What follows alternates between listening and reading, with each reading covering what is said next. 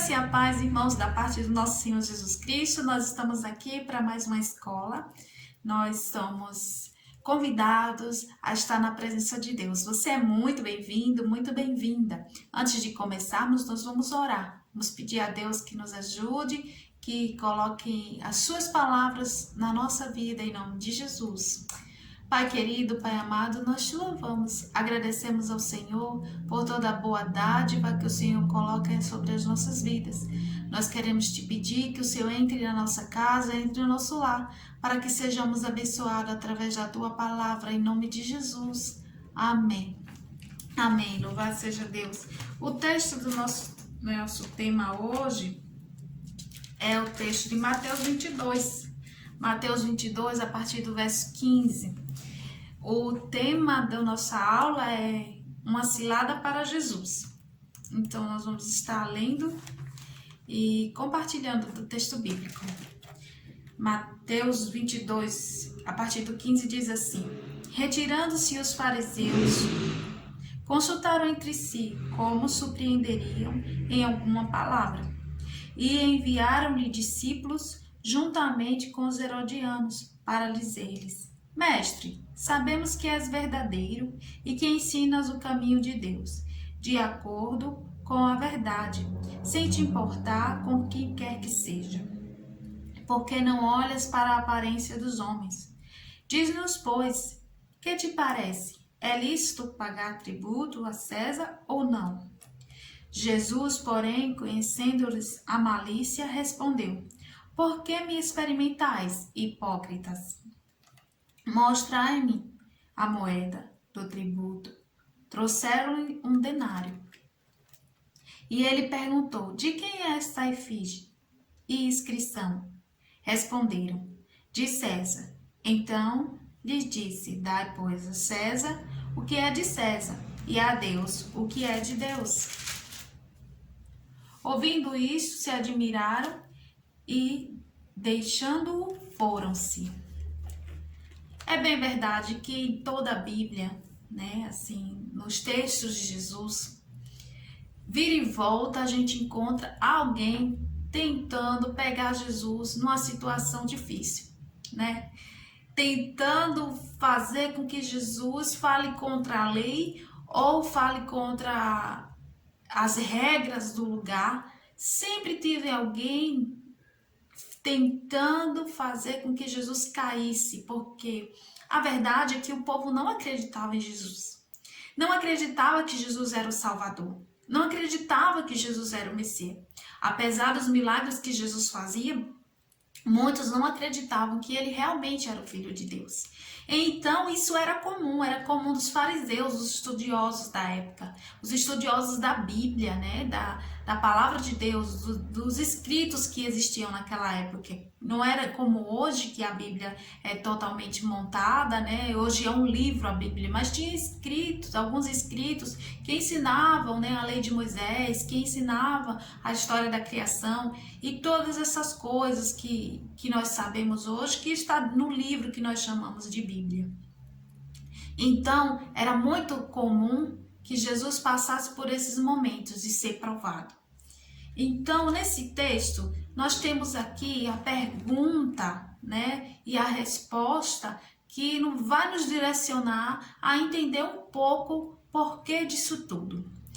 E está escrito em Mateus 20, 21, que diz assim: E eles lhe perguntou: De que é esta efígie e inscrição? Responderam: De César. Então lhes disse: Dai, pois, a César o que é de César, e a Deus o que é de Deus. Vamos entender um pouquinho do fator cultural daquela época, né? Existia o fariseu. O fariseu era aquele, como eu já havia dito, né, aquele estudioso, né, aquele povo que gostava de estudar a Bíblia, e os fariseus tinham os seus discípulos. Aqui no texto a gente vê que os fariseus mandaram os seus discípulos junto com os herodianos, né, que eram aquelas pessoas que eram do grupo lá de Herodes, né? Então tinha lá o representante romano e tinha lá o representante, né, hebreu, né, aquele representante dos estudiosos da Bíblia, que adorava a Deus, que vivia pela lei de Moisés. Então, temos dois representantes aí para pegar Jesus nessa cilada, né? Então, mas vamos entender um pouco.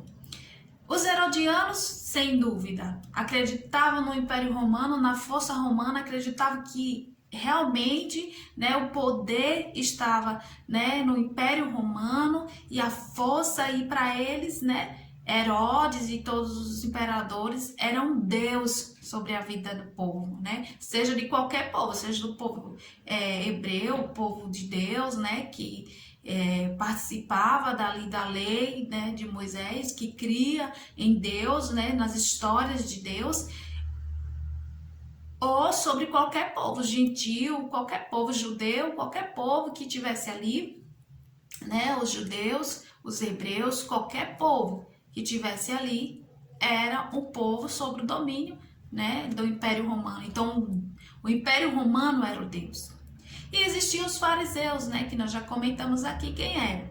E os fariseus, eles acreditavam que a vida eterna estava exatamente na reprodução dos seus filhos, né, na linhagem que eles deixassem na terra. Então era muito importante para os fariseus que se tivesse muitos filhos, para que o seu nome se perpetuasse, que era assim que eles viveriam eternamente aqui na terra. Então a eternidade, né, era justamente essa, de você ter seus filhos e os filhos seus netos e os netos, bisnetos e daí por diante. A vida deles, a vida eterna deles era dessa maneira. E outra coisa que eles criam também era que realmente viria um Messias, mas não um Messias como Jesus. Jesus era um Messias que eles não gostavam, que eles não adoravam. Por quê? Porque a ideia de um Messias que eles sempre esperavam era de um Messias guerreiro, de um Messias que matasse, que tirasse o domínio, né, de Roma da vida deles, que libertasse eles fisicamente e financeiramente. E Jesus veio com uma proposta totalmente diferente. Jesus veio com uma proposta de salvação e de libertação espiritual.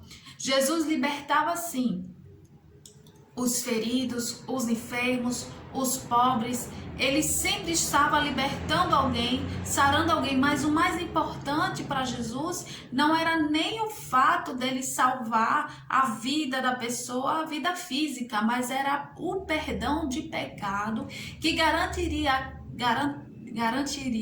àquela pessoa uma vida eterna. Traria para a vida da sociedade, do mundo, que Jesus, como eles dizem aqui, né, que eles querem pegar Jesus, eles começam com um elogio.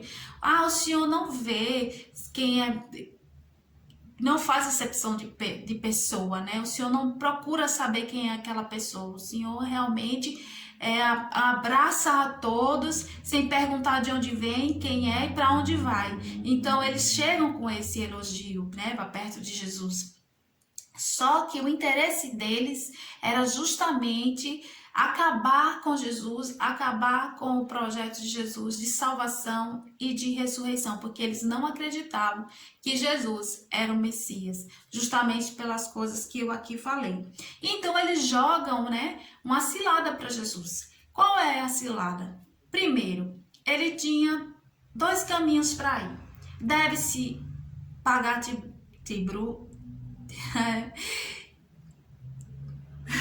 pagar tributos, pronto, acertei. Deve-se pagar o tributo ou não. E aí Jesus dizendo, sim, deve-se pagar tributos. Ele estaria do lado do Império Romano, né, dizendo e concordando com aquilo que eu havia falado, que o Império Romano é um Deus, que ele tem poder sobre a vida de todo mundo e que realmente ele tinha todo o poder de escravizar aquele povo. Ora, mas se ele tem esse poder todo e ele é um Deus, então o outro lado para Jesus ficaria difícil, né? Qual é o lado? Se Jesus está pregando que existe um Deus libertador e que ele é o Filho de Deus, que veio trazer essa liberdade ao povo, aí ele desconstrói tudo o que o povo de Deus acreditava, que era realmente que Deus libertaria o seu povo através do Messias, que esse Messias, no caso, era ele mesmo sendo o representante de Deus na terra. Então Jesus estava diante de um impasse. Falar que o Império Romano é realmente digno de receber tributos era dar o poder que o Império Romano desejaria, era negar a ação de Deus, o poder de Deus libertador. E dizer ao povo que realmente não se deve pagar tributos, Jesus causaria uma rebelião muito grande e causar morte e guerra, como os fariseus esperavam, que era esse Deus, esse Messias libertador na forma da força da guerra. Então Jesus aqui decide optar por não responder aquilo que eles queriam ouvir. Jesus pega a moeda, pega um símbolo romano e pergunta para eles: de quem é isso aqui? De quem é o nome que está aqui? De quem é a figura que está aqui? Então, se é de César, dá a César o que é de César e a Deus o que é de Deus. Então, fiquem vocês livres para decidir dar a quem quer dar o que quer dar, ou seja, adorar a Deus ou adorar a César. Então, Jesus não responde nem sim nem não, por um simples motivo. O poder de Jesus, o interesse de Jesus não era um interesse de guerra, não era um interesse de estar guerreando com aquele povo, com aquele império. O poder de Jesus, a intenção de Jesus era salvar o mundo de uma maneira nova, de uma maneira espiritual, de uma maneira poderosa, a fim de que todos reconhecessem como filho de Deus e como ele tinha um plano maravilhoso de ressurreição para aqueles que acreditassem em Deus, para aqueles que queriam viver a vida com Deus. Então, a frustração dos fariseus de não ter um Messias guerreiro, de não acreditar que Jesus Cristo era o Messias e não acreditar na vida eterna, levou a conspirar com os herodianos para pegar Jesus nessa cilada. Só que não dá certo, eles saem envergonhados. Hoje em dia, nós, cristãos, homens e mulheres de Deus, às vezes nos pegamos nesses dilemas de colocar em prioridades discussões, colocar em prioridades regras, colocar em prioridades perguntas descabíveis uns para os outros, tentando colocar à prova qual é mesmo a posição do irmão ou a posição da irmã. Será que realmente o irmão tomando partido de A ou tomando partido de B está de acordo com o reino de Deus, com a salvação em Cristo Jesus? Nós nos pegamos do mesmo modo como os fariseus, elogiando uns aos outros, favorecendo uns aos outros de maneira equivocada, como Jesus chama aqui de hipócritas, que falam coisas bonitas, falam coisas interessantes para ver o outro cair. Às vezes, nós nos comunicando, colocamos uma pergunta capciosa, colocamos, falamos para alguém que achamos alguma coisa só para que aquela pessoa concorde com a gente, e se ela concordar, aí a gente vai ter um pensamento ruim sobre ela, ou às vezes ao contrário, para que aquela pessoa também pense como nós, discorde de algo. Então, no reino de Deus, nós aprendemos com Jesus Cristo que não importa as formas, o importante é que nós nos lancemos para Deus de uma forma à salvação. Então, Jesus estava muito mais interessado em salvar as pessoas, em libertar, em perdoar dos pecados. O que acontece quando Jesus encontra alguém ferido, cabisbaixo, alguém com alguma enfermidade incurável? O que acontece? Acontece algo muito mais do que uma cura. Acontece uma reconciliação com Deus. Aquela pessoa é imediatamente perdoada por Jesus. Jesus diz assim, eu vim aqui para mostrar que há perdão em Deus para o mundo, para qualquer pessoa. A minha briga aqui, o meu foco aqui não é foco de guerra, de foco social, de discussões sociais, do qual é o melhor, qual é o pior. Não, a minha guerra aqui é que você conheça, que você reconheça que você é pecador, que eu sou a salvação do mundo e que em mim há liberdade dos seus pecados. Jesus veio se mostrar como Deus e como Deus teria um plano maravilhoso para o futuro da humanidade. Com a ressurreição de Jesus, nós temos a libertação dos nossos pecados e nós deveríamos ter uma nova mentalidade. Discussões como colocar uns contra os outros, pegar em saias justas, não deveria fazer parte do reino de Deus e da vida dos que esperam algo de Deus, né? Então, nós estamos aqui para unirmos as nossas forças em anunciar um Jesus Cristo que perdoa pecado, que salva a humanidade e que trouxe a ressurreição como salvação para a vida eterna. Nós estamos nos pegando como os fariseus, tentando procurar um erro em algum lugar, em alguém, em alguma instituição religiosa. Nós estamos tentando, de todo modo, nos parecermos mais santos e mais religiosos. Estamos, de todo modo, procurando seguir as escrituras que nem os fariseus, de uma maneira rigorosa, mas só para aquilo que eu consigo fazer, porque se for para aquilo que eu não consigo fazer, eu fecho um pouco o olho, né? Essa parte da Bíblia eu não leio porque eu não consigo fazer, a outra parte da Bíblia eu leio porque eu consigo bem fazer, então eu sou rígido nisso, eu sou rigorosa nisso, eu sou fervorosa nisso, porque isso eu consigo fazer. E aí eu cobro do outro que o outro também faça.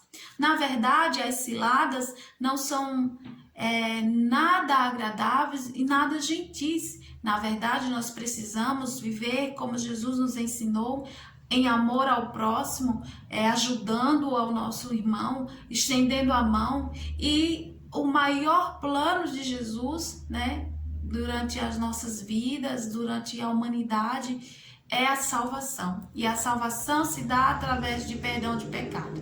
Toda vez que Jesus curava, ele dizia assim: vá, a tua fé te salvou. Vá, não peques mais. Vá, os seus pecados estão perdoados. Porque o principal hoje é reconhecermos o perdão de Jesus dos nossos pecados e adorar a Deus da maneira que saibamos, da maneira que o Jesus e o Espírito Santo nos convidam. Você é convidada a adorar a Deus de uma maneira, a simplicidade, de uma maneira a entregar o seu coração e entregar suas fragilidades a Deus e orar para que Deus faça isso sobre as nossas vidas todos os dias. Em nome de Jesus.